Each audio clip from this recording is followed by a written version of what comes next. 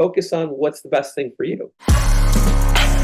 How has your attitude and strategy changed in the business since you started a family, since you started to have more children over the years? So like when I closed my office, I said, I'm going to build a brand that'll never be forgotten, right? During that first year, like when I went back to see new customers or past customers, it's like, I'm going to get them on Facebook.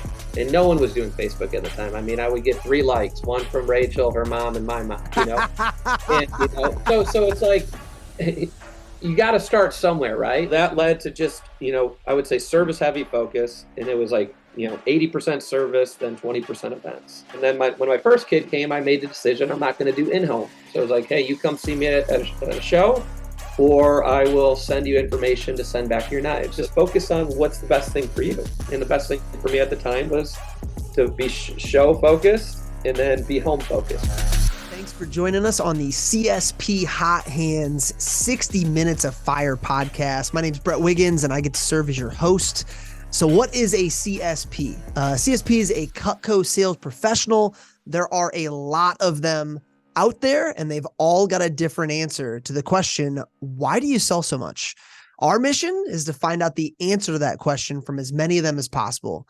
These next 60 minutes are designed for Cutco sales reps who desire to learn from our best in the field. So we interview top sales professionals from around the country with questions provided by their peers to make all that happen. 60 minutes of fire means we get straight to the point. Let's do it.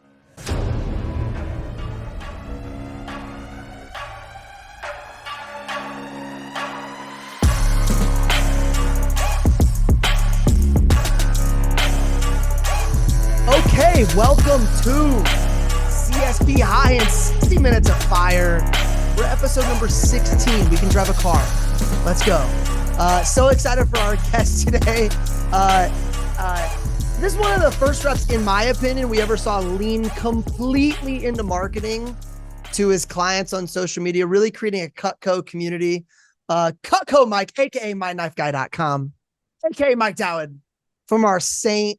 Louis, Missouri office, which I can't say St. Louis without thinking about the St. Lunatics. Nelly, you know who you are. And a Gateway Division.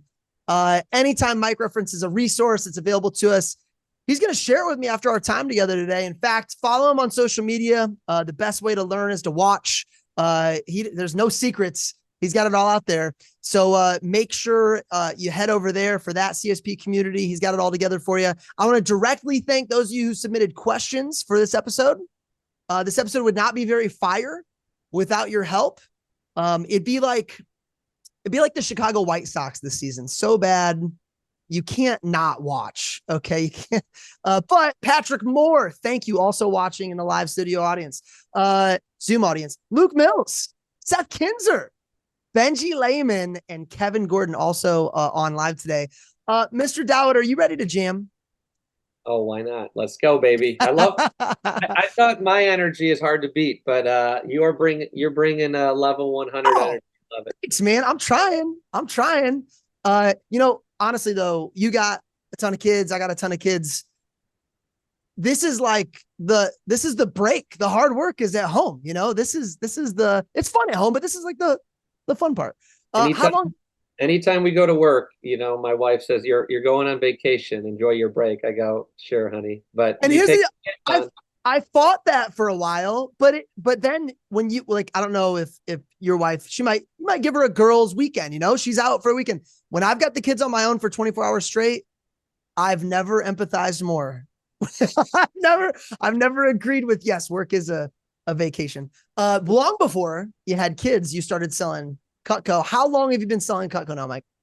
This is a big year for me. So it's my 20th year coming up in August. So we've been promoting that pretty heavy, and let's go. 20 years to doing it, or as John will say, 20 years of an overnight success story, right? A late summer launch for any of you DMs out there that are like, oh, do good people launch at the end of summer? Yeah, usually the desperate ones like I was, but yeah, late summer launch. What other titles have we got outside of Cutco? You talked about you're a dad, you're a husband, anything else, brother, anything like that? Yeah, I mean, the ones I'm most proud of, obviously, father, husband, Christian, Jesus lover, baseball coach, mentor.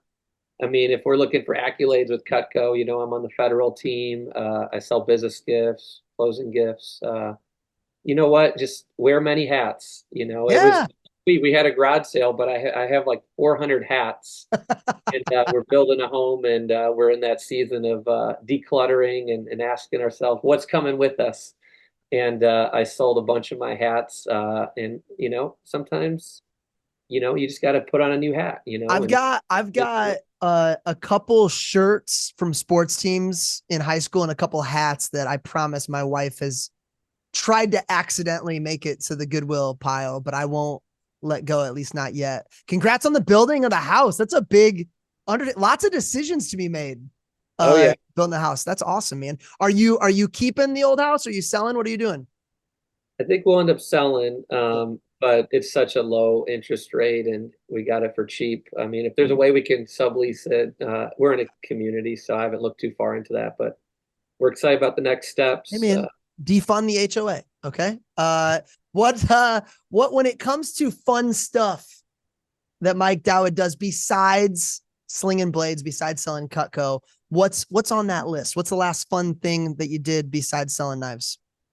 I mean, right now we're in the season of freeze pops, popsicles, and chasing kids around. So for us, it's select baseball and just getting the boys out there and having fun. So every night, it's funny because we would use our babysitter before, and it would be like spa day, dinner, movie, and it was like 2, 3, $400, and now we're using her to go watch baseball. So it's actually cheaper and more enjoyable. So we're in the heart of baseball season, and for me, it's just cutting the grass, maybe a little pour I of bourbon heard here Mike and there. Muriel told me you love cutting the grass.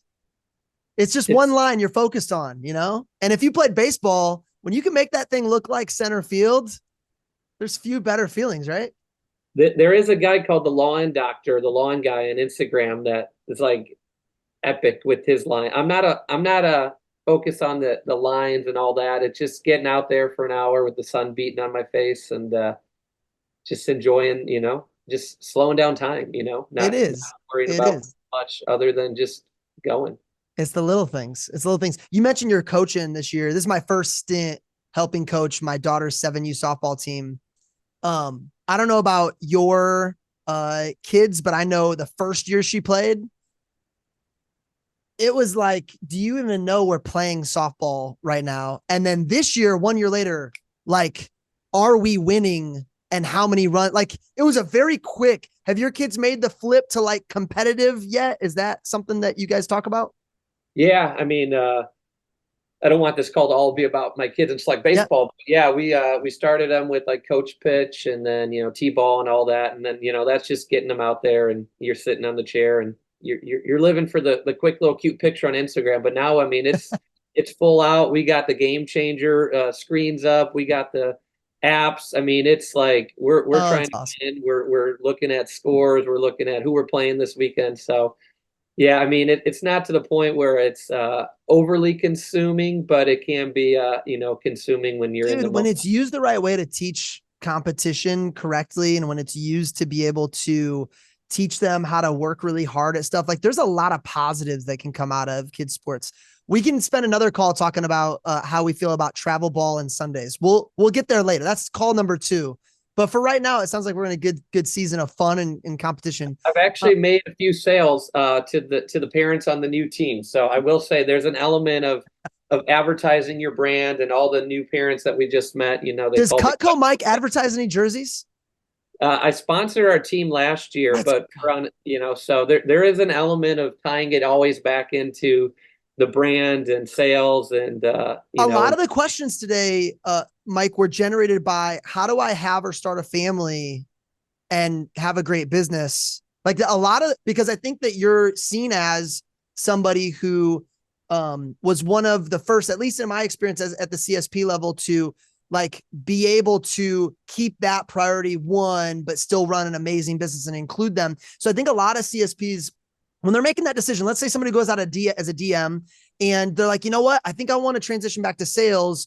One of the big question marks they have is, if I'm going to start a family, can I do that and still be a great dad or a great wife or a great husband? Or so let's not shy away from that conversation. I think that'll come up more today. While being an awesome dad and husband and coach, best year ever for CPO so far. What is it? Well, the best year on tabs was last year. I kind of count my year to the end of the year just to get some extra CPO. So I technically sold 1.2 million last year, like if we went to January 31st, but Yep. I think on Vector it was like 1.160. So that Got it. last week, 40,000. But yeah, Nice. the goal is to grow and beat that this year. But I always say you never know until the last few weeks. I mean, if you're doing everything right, it's crazy what happens at the end of the year. It's a lot what I teach my mentees and people that I inspire and impact. It's like what you're doing throughout the year is building for the finish. You're building for that retail gold, October, November, December, that year end push, because that's where people are more apt to buying multiples, to buying a lot, by buying more than just a random Tuesday in May. Like, yeah, our skills could sell a lot, but let's take advantage of that retail gold of just the spending habits of the human nature. So That uh, buying atmosphere in December is real, and it's real oh, for everybody, not just us. So lean into it. What's the breakdown? 1.2. Obviously, you don't know exact. Maybe you do. Percent at the booths, percent at kiosk, percent marketing, percent service events. I Do you mean, do any business? Yeah. not to turn people off. Like, I'm not a big percent like Yeah. pie chart guy, because I'm just a show up and serve and make everybody feel like it's the best experience in the world. But if Love you it. want to know some basic numbers, I would say the metrics that I love is order count. So we did 3520, so 3,520 orders last year, which is our best year ever in orders. Our goal is 4,000 this year, God willing. And I would say, the other metrics, social media would probably be around 200,000 ish of that. And it's hard to gauge that because people will see a post on social media and then they'll Right. see me at a show. But I would say at least 150,000 is like people Facebook messaging me or commenting on my group deals. The rest would probably be just through events and business gifts. So I think last year was like 170 in business gifts. So like I said, for me, I'm not sitting there, being a calculator. I'd rather just be out there being a hugger and a prayer and a I high think five, because I think that we're creates a similar. sale.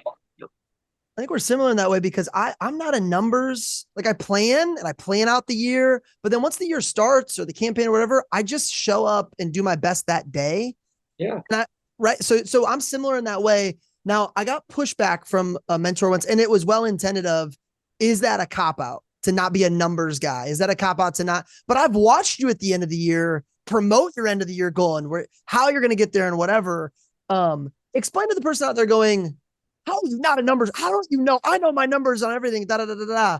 What do you get from that? From not stressing over the numbers and the percentages and all of that. What do you think is the advantage for you in that versus being so militant about numbers?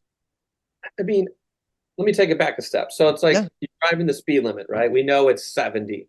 Like, I'm not somebody who's going to be speeding unless, my wife's pregnant. So like I might be going 68, I might be going 72, but I know I'm shooting for 70, right? So like I look at my quantums every week. I look at Vector Connect every day. Like I like stats. I like, the almanac of like baseball stats, right? So like on my calls yesterday, I'm like, hey, low, middle, high goal. Like, what's low? Because a few of my mentees like, how do you set a low goal? I'm like, your low should be to beat your quantum last year, because Mm. that's what you did last year. We have a whole year of growth. We have a whole year of inflation, right? So like, no matter what, you should hit your low, which is last year's number. So like, I'm always trying to at least, no matter what, hit that. And then the mid would be to, grow it like, 50%, because now I'm applying some new things or new strategies, or we have a new product or a sale. And then the big goal would be to double it, right? And that's my high goal. So I'm always kind of like, when I'm looking at quantums, it's like, well, this is what I did last year. So I need to do that just to maintain my life, maintain my expenses. But now as we buy more things, get kids in more select sports or private school, well, we got to increase our revenue. So, I don't get so wrapped up into like, well, this is my closing percentage last week, or this is how many phone calls I did, because in my earlier stages of Vector, it would be like, I'm doing 10 appointments and I would have 10 tallied out and I wouldn't leave the phone jam until I hit 10. And I try to teach my people that it's like focus on activity opposed to like specifics, right? Because if you're actually the person who's making the activity or talking to the people or always showing your face, like people are going to remember you, right? Or they're going to buy from you, or they're going to want to see you. Activity focus is so important, I think, versus result focus, because I don't know. You're a man of God as I am. I don't believe I control anything. There's nothing I control. I can influence everything, but I really can't. So scaling it back to demos booked or even phone calls made versus any result is, hey, if I just show up every day and I do the amount of actions I agreed to at the beginning of the year, good things are going to happen. You mentioned, hey, your minimum needs to be $1 more than whatever you did last year. You mentioned inflation. You mentioned you're better. You got a whole year ahead of you. And then you mentioned what's your middle goal? What drives you to keep pushing yourself and to keep growing every year? You kind of started to talk about, hey, as life goes on, we've got different priorities of family. We got our girls in private school as well. It's like every year, it's so easy to be like, holy cow, man. I remember being 19 years old, believing if I could just make $100,000 a year, I'll be set forever. And then you get to be 36 and I got 5 kids and it's like, oh man, there's a lot going on. What drives you to keep pushing yourself to grow every single year? Is it that family aspect? Is it those goals? Is there anything else there that would be helpful for people to know about? Yeah, I mean, I know there's a different array of audience watching here. For me at this point, and I think every year I show up, it's like, one, I want to be of influence, right? I want people to look up to me and go, man, like I want to be like that. Not in a way for self like ego, but like I want to be known, like you said, as the rep who is a father, is a husband, who's a Christian, who tithes, who gives, who loves, like who's a team player. Because to me, if all of us could strive for that, like think about how much better Vector would grow and Cutco would grow. So, that's like the character side of it. But then there's the financial side of it, right? I mean, when I bought my first car, like when I was whatever, 18, like I couldn't afford it. I finally got a loan. It was 8%. And I'm like, you know what? That forced me to work harder. And I tell that to sometimes people. I'm like, hey, take on a bigger expense because for most people, it might actually push you to work harder. And by default, as you have a kid, 2 kids, 3 kids, 4 kids, you're adding medical bills, life insurance policies, you're adding, school, you're adding a bigger SUV, 2 SUVs, bigger house, right? Not just any house, you got to have the farmhouse, right? You got to have dogs, you got to have animals, right? So the motivation is to obviously provide, and to provide a good life and leave a legacy of fun, influence, and also just, be charitable and be, be For sure. I echo your car sentiment. When I was 20, I was driving to like a team day function actually with people from Cutco team my first summer, and my 1993 Toyota Camry with 250,000 miles on it just stopped working. So it's time to buy a new car. And I'll tell you what, that car loan, I got serious about the business that day. Like before that was fun. It was, team night. I sold a little bit. I got $50 in my pocket at all times. Awesome. And then it was like, I've got to make a $200 payment every single month. It really is not. And by the way, no one should misconstrue. Mike's not saying go buy the most expensive house you can find because it will cause you to sell more Cutco. However, I think if you're sitting there as a CSP and you're still living with your parents to save some cash, dude, getting your own place and becoming independent absolutely will start that trajectory for you. It can be healthy. You'll sell more, make more, profit more a lot of times when you got that responsibility. We've been digging into it already, so I'm going to dig right into this. Cutco is not your number one priority. And from everything I can see, dude, you put your family, relationship with God, you put a lot ahead of your Cutco business. I'd love to get in that because I believe it's something that I mentioned before. It holds many people back from committing to CSP for the long haul. They think they have to sacrifice other things, or they have to choose one or the other to be a great Cutco sales professional. I've loved watching how you incorporate your family into your marketing, your goals. How has your attitude and strategy changed in the business since you started a family, since you started to have more children over the years? What's different about Cutco Mike transitioning from DM to CSP and starting out that way and then getting married, having kids? What have you seen change? And what would you do differently, 10 years ago as a CSP versus now? If you're still tracking and categorizing all your own expenses, I have a message from your CPA. Stop. If you're listening to this podcast, chances are your goals include growing your sales. And one way to do that is delegating admin responsibilities by trading time for money. Rising Stock and MyBooks.pro is exactly what you need. Rising Stock is an all-encompassing financial tracking and coaching program where MyBooks.pro is exactly what it sounds like. They just do your books. You can choose to just have them track your expenses or take advantage of everything they have to offer. Do your business and your CPA a favor by scheduling a free intro call today at linktree/CSP60. That's linktr.ee/CSP60. That's linktree/CSP60 with a dot before the two E's. No. Well, it's kind of a lot going through my mind with that question. So like when I closed my office, I said, I'm going to build a brand that'll never be forgotten. Right. And many of you maybe heard me talk about that. So during that first year, like when I went back to see new customers or past customers, it's like, I'm going to get them on Facebook. And no one was doing Facebook at the time. I mean, I would get 3 likes, one from Rachel, her mom, and my mom, and, so it's like, you got to start somewhere, right? And we're in 2024. And if you're not doing certain things now, it's like, are you going to wait to 2034 and be like, man, I should have done it 10 years ago? So like, at that point in my career, I was like, I'm going to always post like daily updates. And it was like, at the time, it was like, hey, Cutco Mike sold 4,200 off of 12. It was like the weirdest thing, but I was just constantly posting. And then it was like to share and motivate because I was like just being a DM. So I was like trying to inspire and sell. And then, that led to just, I would say service heavy focus. And it was like, 80% service, then 20% events. And then it went to like 75, 25, 50, 50, and then 25, 75. And then when my first kid came, I made the decision I'm not going to do in-home. So at that point in my career, I said, I'm going to promote people to come see me at events, right? And we didn't have service events at the time. So I was like, hey, you come see me at a show, or I will send you information to send back your knives. So there was some growing pains there because some people that were used to it didn't like it, but then, you make it right, whether you send them a sharpener or send them a service kit or you send them to another rep, but it was maybe 5 people that I can count, and I have a pretty big database. So like, don't focus on the little minute things that you think are big deals. Just focus on what's the best thing for you. And the best thing for me at the time was to be show focused and then be home focused, right? So it was like shows and then family. And then, then as you added kids, the schedule decreases, right? So some of that comes from just choosing the schedule you want.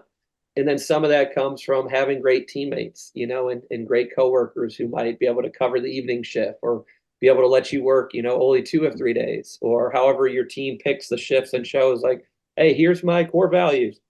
I want to be on the team, but how could we make it work for everybody? And then, that's kind of just the transition I've taken, where it's like I've given up a lot of small shows or shows that are not beneficial because I'm like, hey, I can sell, same amount at a service event, or I can sell the same amount on a text message. But if I would go back in time, I would say send everybody a thank you note, every single customer with a business card, a Band-Aid, and a referral card, because that's going to create that long-term remembrance. Get them on some form of social media following, whether it's an Instagram or a Facebook. I haven't utilized LinkedIn, but I'm sure there's an element of untapped opportunity. But to me, Facebook and Instagram are the 2 that work for me. And then don't be afraid to spend money on marketing. I probably send the most emails of anybody, the most texts, the most postcards, and I spend the most on giveaways. So, be willing to kind of go all in with spending money to create the billboard effect, the brand effect, the remembrance effect, because they might not buy this year. They might not buy that next fall, but I guarantee at some point over a 3 to 5 year vision, they will come by and say, hey, I still got this, or I still remember that, or hey, it's me. So I Does that think, answer it a little bit? oh, dude, 100%. And I've got two follow-ups based on that. I think people see how you run the business now. And one thing I know that's happened in my division, I've had some new CSPs that they try to work the business like somebody like you or Josh Mueller, who's built it for 2 decades. And they didn't get to see you in your build phase. They didn't get to see you your first year as a CSP. And so if you could, for the newer CSPs listening, how hard did you work that first year that you launched as a CSP? And how long did that last? What did that look like? And yeah, don't be afraid. Like I tell, we just had my buddy Remington as a guest speaker at the division meeting. He was a CGC, did really, really, really well. But he talked about the title of his talk was Working Stupid Hard in Your 20s. And he said, I worked 90 hours in a week once as a pilot sales manager, and I don't regret it. And here's why, X, Y, and Z. Whereas, we see what a veteran DM does now, might work 45, 50 hours in a week and has a staff. Take us back to that first year as a CSP. What did your weekly or monthly schedule look like then to build what you have now?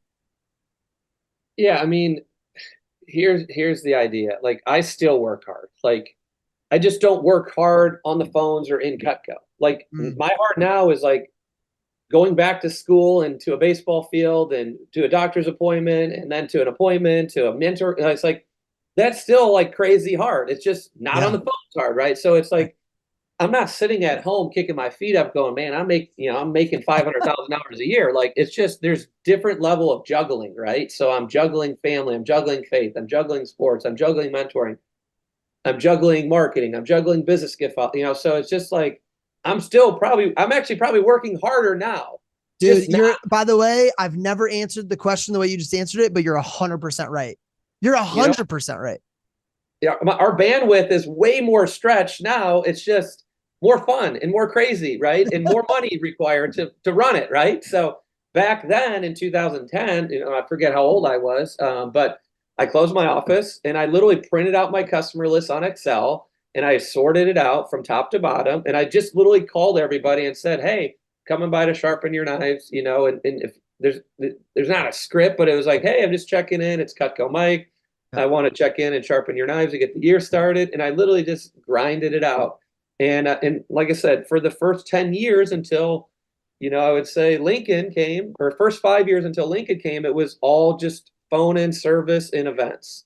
And I just give us an idea, average week, how many service calls, what for those first 5 years, how many service calls would you do in a week? How many days at the booth? I know it's not every single week, but bring the average season.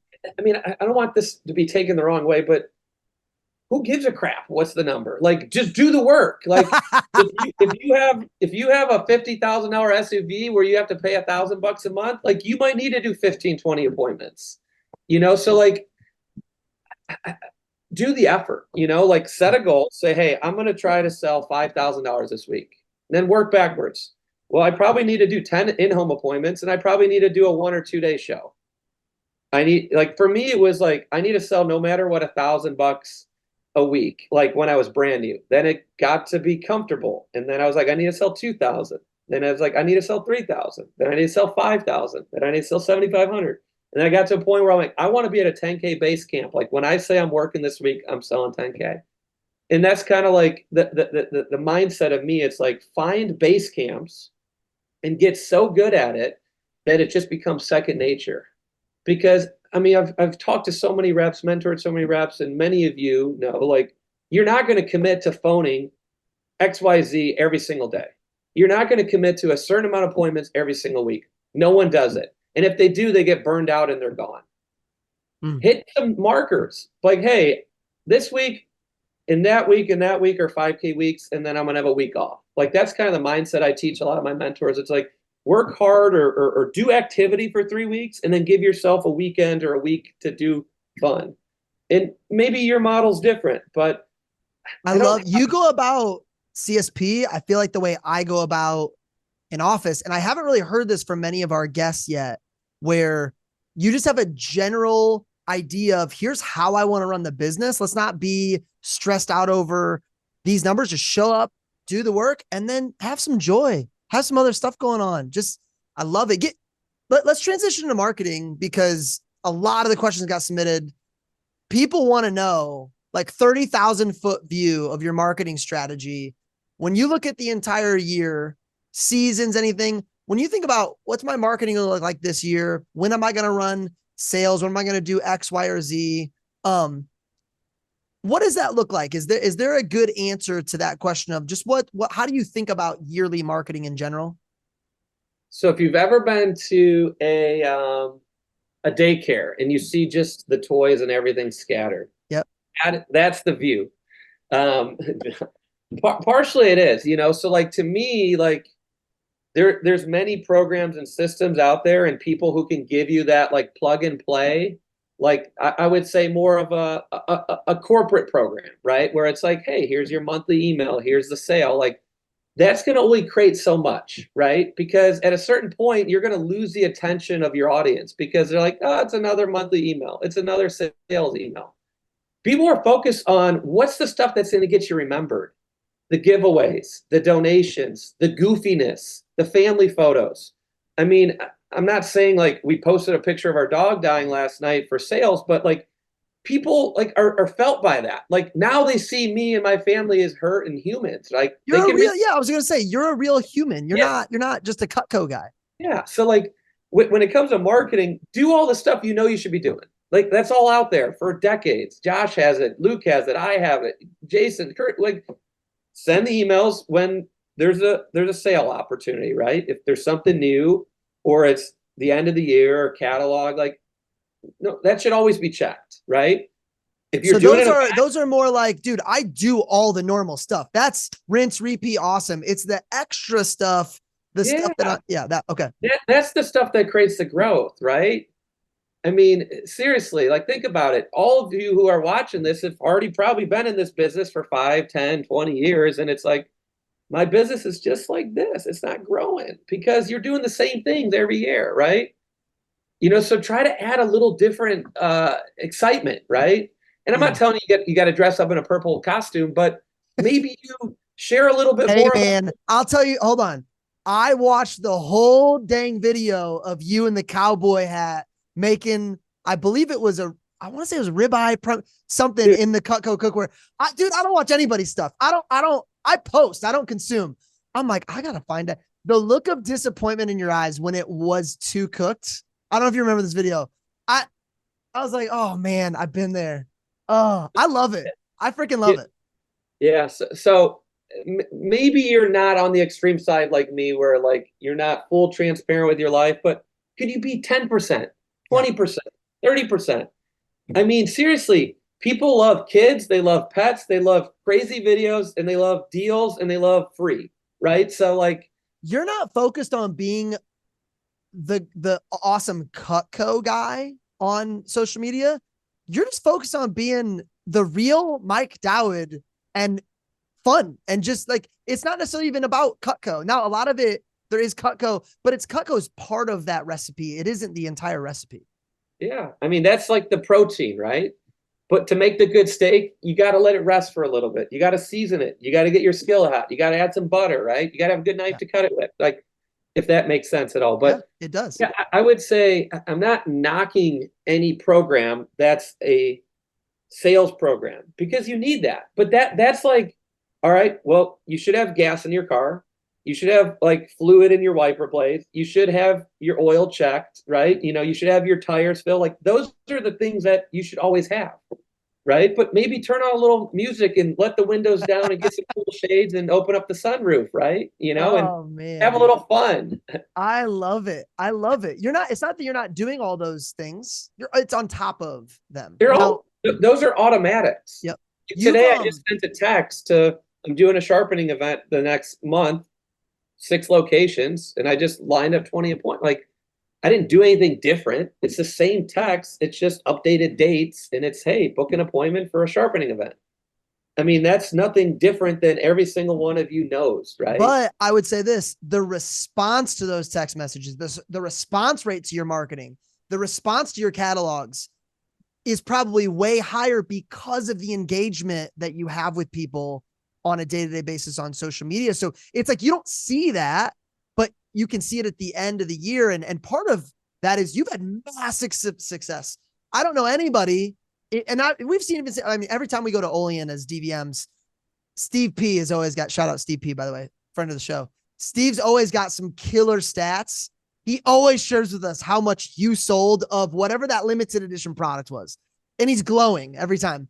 What would you credit your massive success in selling limited edition product to? Why is that happening for you so much?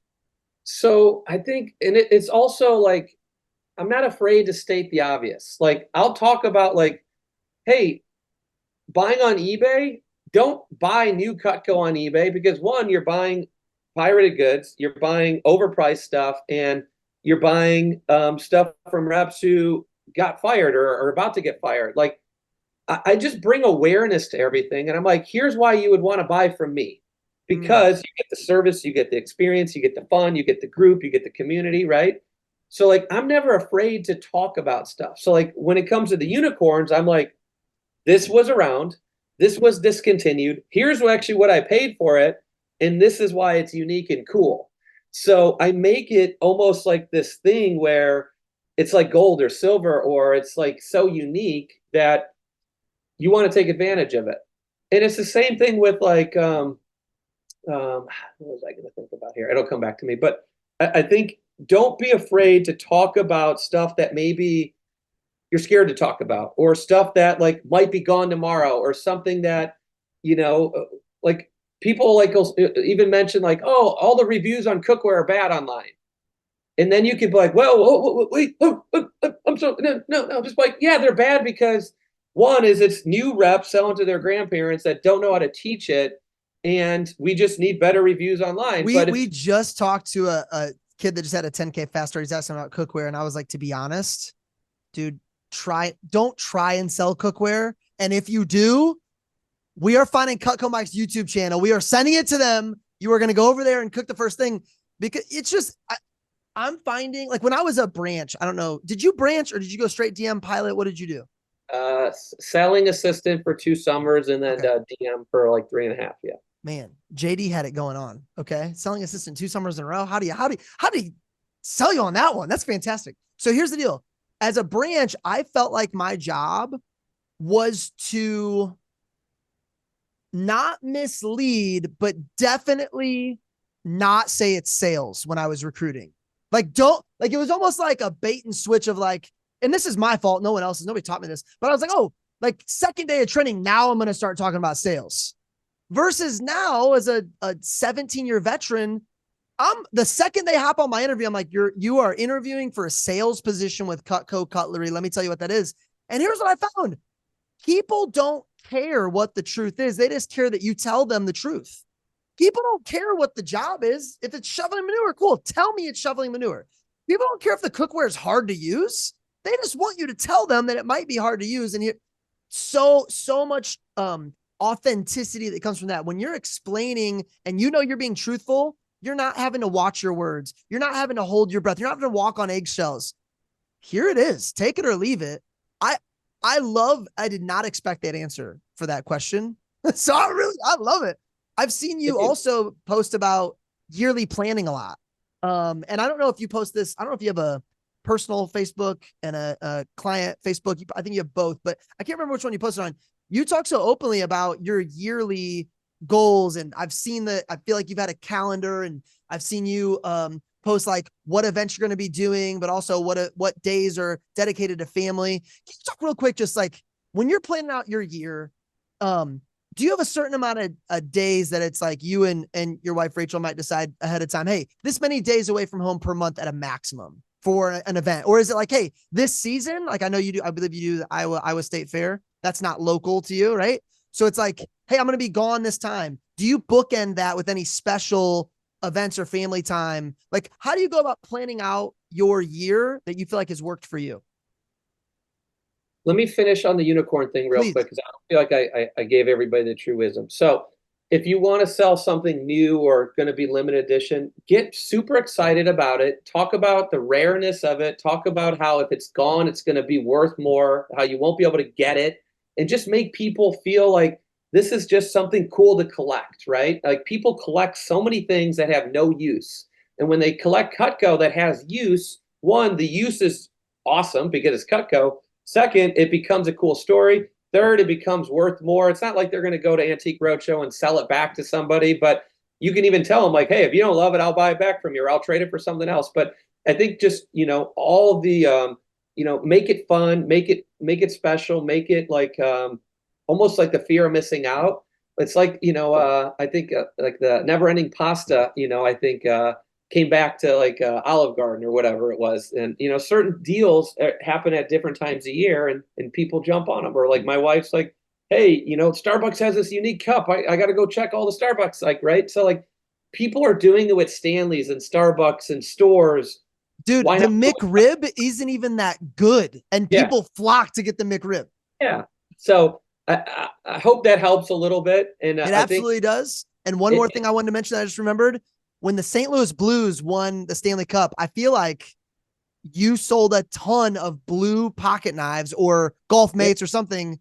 Yeah. We always have a blue golf, right? But we create that excitement around it.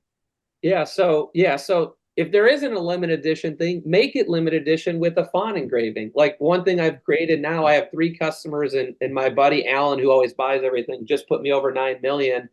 Oh, And part of it is he's like, I want to order on D-Day, and I want something engraved with D-Day anniversary, 80 years. And we started this thing called All SKU, which is like better than the Cutco Kitchen because they own every single SKU that we sell. And now there's 3 people in this club, and we date tonight. Cool. We get a K-bar engraved, and we put All SKU Alan or All SKU Anthony, and he's like, I want mine to be a D-Day one.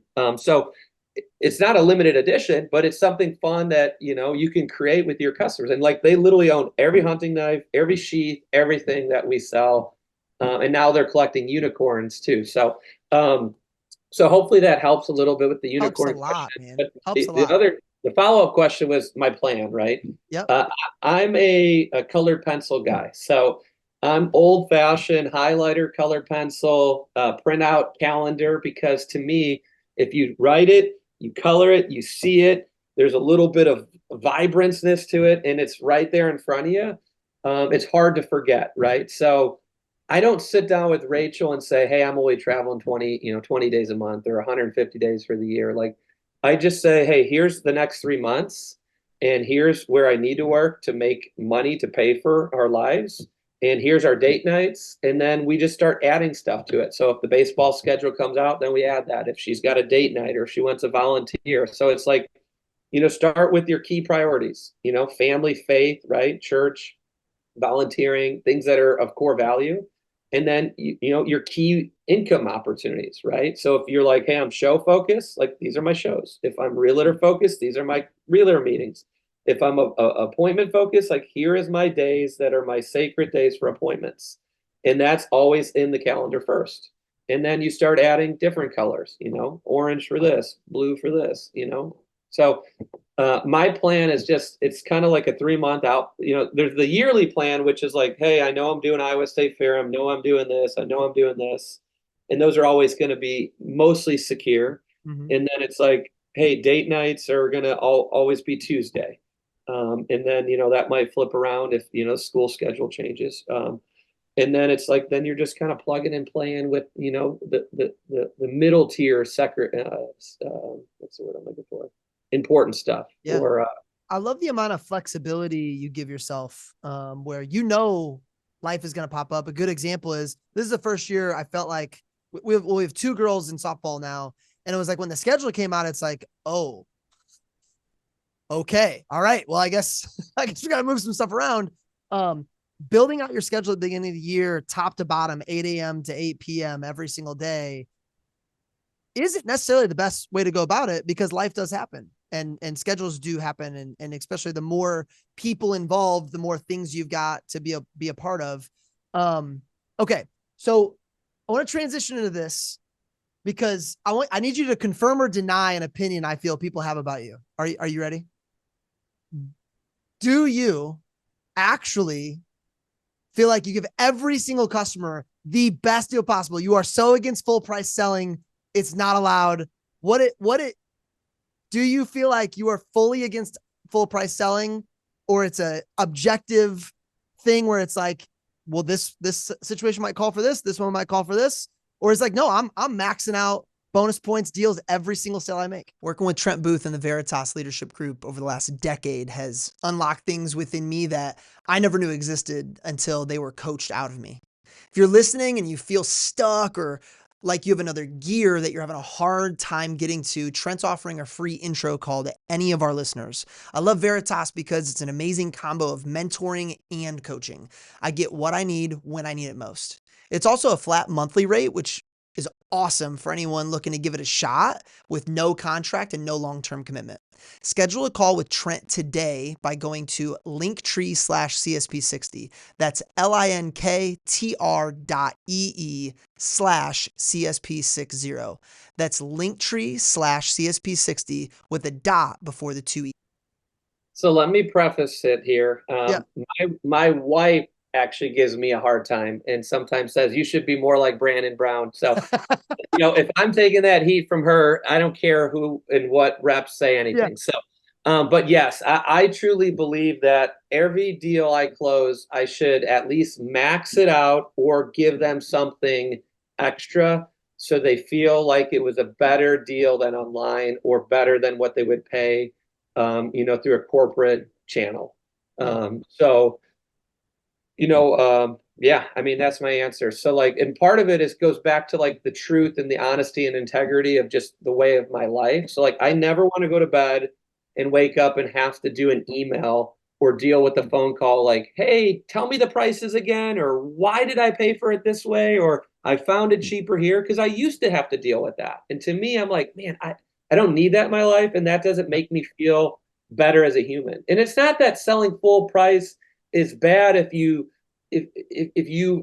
basically say, hey, I'm selling you on me and I'm going to be there to sharpen service, send you monthly content. But if you're saying this is the best deal and selling it that way, you might want to, do an integrity check or a character check in the mirror.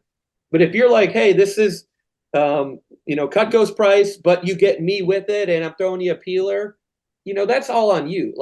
I don't care. I don't sit here and go, man, that person. Yeah, it's not about best deal versus maxing out bonus points. It's about are you creating the proper expectations for the customer on the front end? And I feel like I'm similar to you, where you find it so much easier to do it the way that you're doing it, whereas maxing out and feeling great about that deal. And I agree. That's how I go about. I used to have a CSP. I have a CSP in my division that was one of our assistants at one point, and he would be on the phone with a rep for 30 minutes on a PDI call. Before, what was the website where somebody created to be able to max out your CPO? I forget what it was, but CPO Max. Yeah, CPO Max. And it was before that. So he would spend a half hour saving this rep 3 CPO and celebrate. I'm like, dude, just use the trade-in special and get it over with. Yes, it's 100 CPO. It's not worth all this time.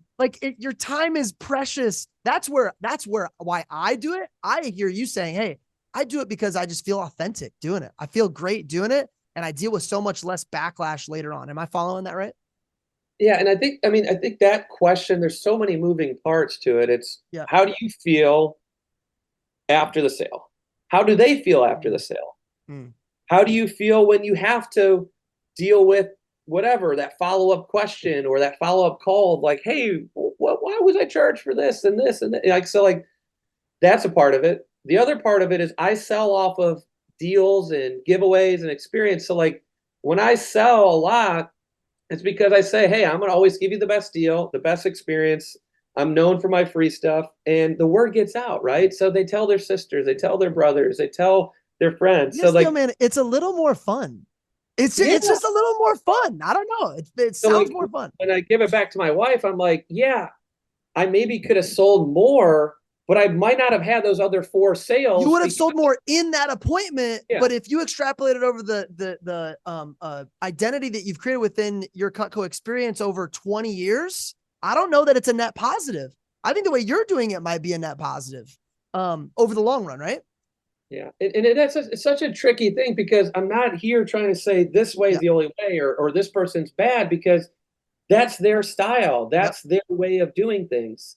And it always comes down to like, what do you feel best about? And if you go, man, I really don't feel good like that. Well, then stop doing it, right? Like, how many times do you deal with reps and you're like, well, just do your appointments a little bit later, do them a little earlier. Just don't work on that day because Yep. you'll be happier, I'll be happier, and your customers will be happier. Like to me, the worst thing was like showing up to a show and I just didn't want to be there. And I'm like, I should be at my kid's baseball game. Like, Mhm. why am I here? And lucky now I have people like Pat where I'm like, dude, can I just leave and I'll pay for my hours? And he's like, yeah, dude, go.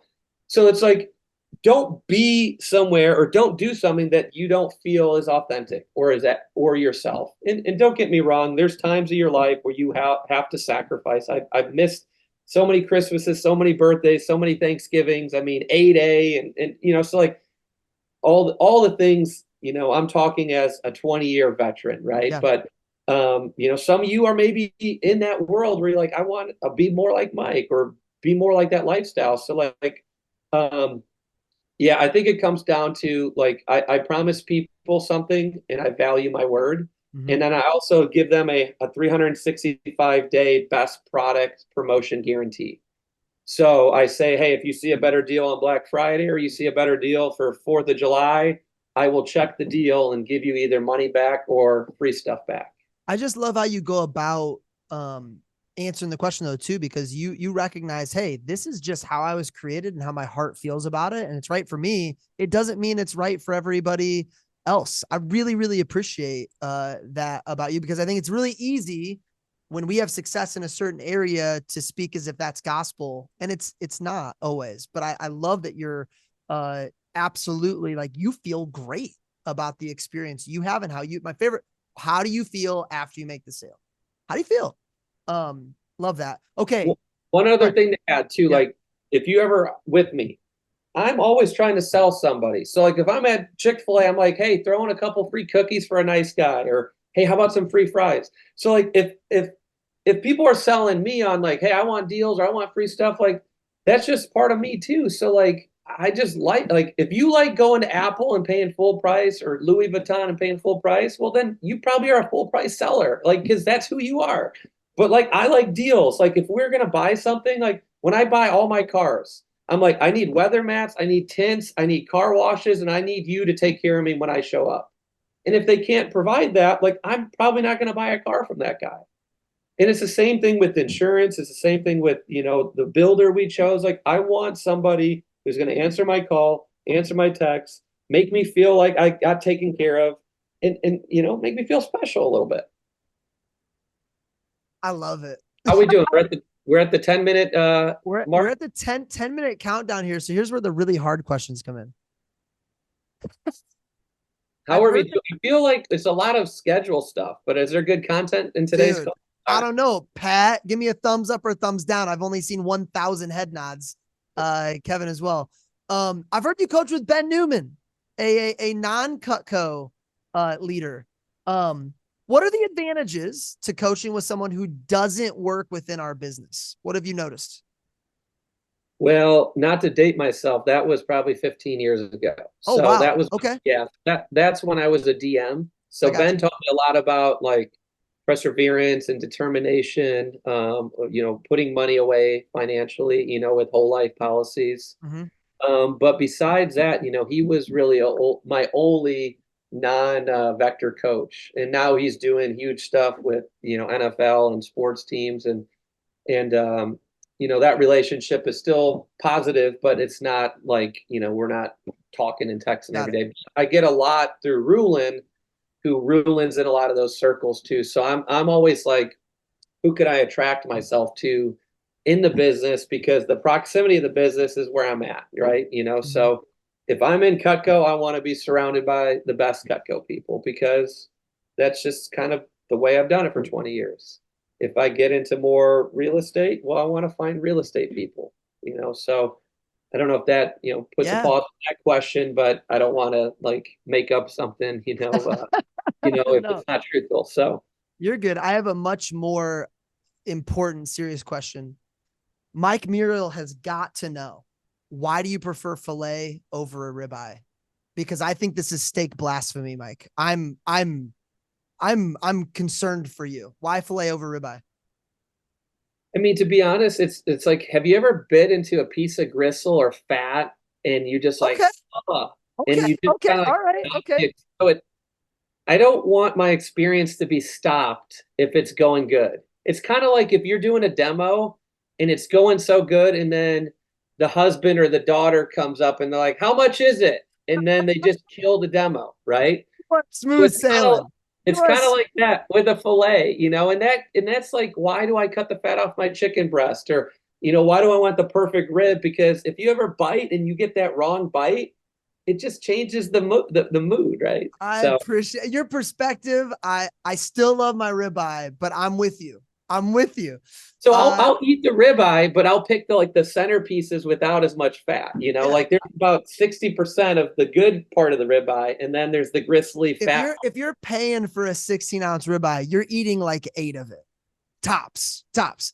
Um, Luke Mills wanted me to ask, if you weren't doing Cutco, what would you be doing? Well, I'm being always just tugged by the Lord and people of faith. Like, I made a post a couple weeks ago, like, hey, what could Cutco Mike do if he wasn't doing Cutco? And a lot of pastoral stuff came up. And Yeah. I think my heart and passion is to serve and be of service. So some form of faith-based pastoral or youth minister. And Yep. then obviously right now baseball's a lot of, it's funny because our team last year was like the Bad News Bears, and I just said, hey, let's just start praying before each game. And then we went like 11-3. So Yeah, like, you did. Yeah, yeah, you did. so I would say something of faith and pastoral, or of greater, influence and motivation, and kind of under. I think I was a fifth and sixth grade pastor for 2 years before our first daughter was born. Um and dude, it's crazy what churches can do with dudes that have a little bit of flexibility and free time on a Saturday night with a bunch of 11 and 12-year-olds. It was a blast, dude. It was so much fun. Don't even worry about not doing Cutco. Do it before you stop doing Cutco. I say just do both. All right. So before parting shots here, last question I've got for you. And this one you can take as much time to think about as you want. You can spitfire as quickly as you want. We got like 6 minutes. What is something that I should have asked you today that would have helped our CSP community most? Hmm. It's funny though, because I'm sitting here going like, I didn't teach anything sales, and I'm one of the best sales reps in the history of Cutco. So Yes, you part of me, are. part of me like, and maybe it's just an ego thing because we still always deal with ego. I'm still like, very few people reach out, Mm. and I'm always available. I might not be able to talk to you for an hour. Very few people acknowledge my way of selling. So it's just funny because I have so much wisdom to give, and I usually give it for free, or at least I like encourage you to try something new. So, I was just thinking, I'm like, we just talked about schedule and family and faith a lot, on this call. So I would say like, and maybe that's why I'm good, because I don't talk about sales. So I don't know, that just comes to mind first. It's like, I'm Well, it not. reminds me of a quote that I just heard at our division meeting on Tuesday. The second you start answering questions instead of asking them is when you're in trouble. And it's so true. So many people want to be the person with the answers. They don't want to ask the questions. And dude, what Cutco is like such a unique place. And I think so many of us this is our only real job that we've ever had. So we don't realize it. It is not normal for people to be so giving of all of their goods and everything. And dude, I remember Bruce Goodman said this once. Your answer is right behind the right question. Like it's right, but like you just got to ask the question. So let me ask you this in 2 minutes or less. If I were to say, hey, I have our events team is going to be on. We need the number one, your favorite line, tip, thing that blows your mind more reps don't do at the booth. You got to share it in 1 minute or less. What would your go-to be? So a sales line at the booth? Sure. Sales line or anything booth related that you're like, people need to know this, or reps don't do this. It could be setup, it could be placement, it could be a line with a customer, it could be how to handle a B back, whatever you want. Man, I wish I prepared for this. Um, I think for me, it's like I want to get everybody smiling as fast as possible. And I don't know if there's an exact line I do, but Sure. as soon as somebody comes up, I'm always trying to make them laugh or smile, whether it's, hey, I thought it would be more money, or hey, you know, like so it's like the more you can change their pattern with energy that's positive and fun. And I think Josh said this on one of your calls, but it's like don't be afraid to just state the obvious with the price or why are they uncomfortable. So I think so many of us get so caught up in this, like we have to have the perfect script that we forget we're talking to a human, right? Yes. So I do a lot of like, just like, hey, are you okay? Or hey, what do you think about that? Or hey, I'm going to be your most expensive friend. Or hey, did you think you'd be spending $4,000 on knives today? So like, if there's an answer to the question, like ask yourself, like, are you willing to maybe just go a little bit out of the box and make them smile, make them laugh, and try something that maybe you never thought wildly possible that you would say or do. Making them laugh shouldn't be a one-liner. It should be you're going in knowing that's your number one objective. And that, however that happens organically and naturally, dude, that's that. As long as that's what's on your mind, I think that's probably what's going to happen. Yeah. We're in such a unique situation. You mentioned Josh Mueller. We've had so many great people on the podcast so far. No one's required to give back. Maybe Josh is a national role. Maybe I'm not as close to Josh as I thought. Let me know, Josh. But most people do. And Mike, I don't know if you'll remember this. I was at my first SLC. Would your last SLC have been 2010, the fall of 2010? Yep. Okay. You were at your last SLC. I remember day one at lunch, knowing no one outside of my region and having nowhere to sit. I was the new DM at crushed it as pilot, crushed it my first summer, CPO at least. Profit will work on that later. And I was struggling my first fall. So here's what was so cool. I sat next to you at lunch. You gave zero indication you were on your way out as a DM. You weren't negative. You weren't uninviting. We may have said a few sentences, not a lot, but I think that day, looking back on it, showed me what type of leader you were. You knew you were transitioning to CSP probably at that time already, or at least you had thought about it. But I don't know. I didn't know that about you. I don't know anybody else that knew about you. You finished what you started strong. And I think there's so much to learn for our entire company from that moment. Thank you for that. Had you acted any differently, maybe a struggling DM like I was never stays long enough to now be at $40 million in sales as a DVM. So basically, I'm crediting you with all my success after 2010. Thank you. Well, I can't take the credit, but it's a great reminder. And I just shared this on a call. We had a little men's group call today. A couple other Cutco people are just getting together and, sharing their weaknesses and sin. And it's cool. Yeah. And I just said, it's the little things like leaving stuff better than you found it. I think I heard that from Jeff Bry. And it's like, giving just a little bit more, loving on the person at the grocery store. And like, I don't remember that, but I did something of positivity to you. And it's like, and look at how many years later that is, 15, 16 years later. So I think that's a great way to end the call. It's like, what are those little things you're doing that you're not keeping score on, Yeah. but are just going to show up somewhere in some shape or form later and just remind you like, that's way better than CPO. That's man. way better than full price ultimate. Get one last one in there, dude, your time invested here has not been wasted. Mike, thank you so much. Guys, if you enjoyed today, be sure to subscribe, turn on those notifications so you don't miss the 15 minutes of flames version of this episode or our next 60 minutes of fire. Thank you, Mike Dawid. We will see you guys next time. Thanks to our live audience. Bye, guys. Mike, thanks so much, man. That was fun. That was a blast. Was it? Oh, dude, so much fun. I will notify you as soon as it goes live. And lead time's usually about a week, but maybe we'll be beforehand. Cutco, Pat, and Kevin, I'll let you unmute here if you want to, say thank you, Mike, or thanks for wasting the last hour of my life. I don't know if it was good or bad. You guys unmute and tell us. Give Mike some feedback. Anything?